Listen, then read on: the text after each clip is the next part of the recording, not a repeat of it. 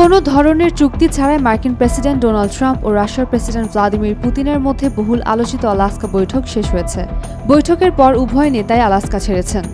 যুক্তরাষ্ট্রের আলাস্কা অঙ্গরাজ্যের অ্যাঙ্করেজ শহরের একটি সামরিক ঘাঁটিতে শুক্রবার 15 আগস্ট প্রায় 3 ঘণ্টা দীর্ঘ এ বৈঠক শেষে পুতিনের সঙ্গে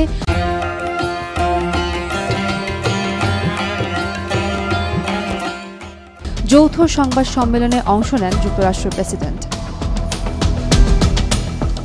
পরে প্রেসিডেন্ট ট্রাম্প জানান, তাদের বৈঠকে আলোচনায় অগ্রগতি হলেও এখনো লক্ষ্যে পৌঁছাতে পারেননি তারা। তবে তিনি এটিও বলেছেন, পরবর্তীতে এ নিয়ে অগ্রগতি অর্জনের জন্য খুব ভালো সুযোগ রয়েছে।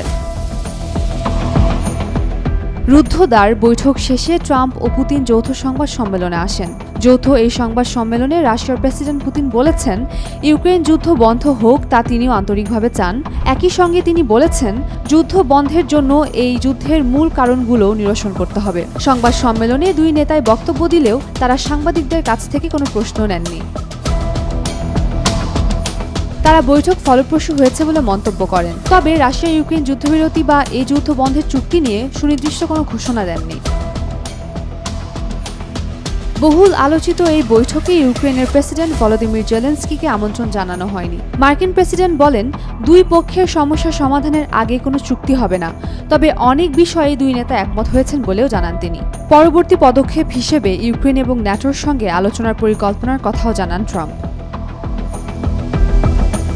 যৌথ সংবাদ সম্মেলনে দ্বিতীয় দফার সম্ভাব্য বৈঠকের জন্য ট্রাম্পকে মস্কো যাওয়ার আমন্ত্রণ জানান পুতিন। ইউক্রেনে যুদ্ধ বন্ধে মূল কারণগুলো নিরসনে তাগিদ দেন রাশিয়ার প্রেসিডেন্ট। পাশাপাশি ইউরোপ এবং ইউক্রেনকে আলোচনায় বাধাদানকারী কোনো ধরনের কর্মকাণ্ড থেকে বিরত থাকার হুঁশিয়ারি দেন তিনি। উম্মে রুম্মান ক্রান্তি, ডেইলি সান।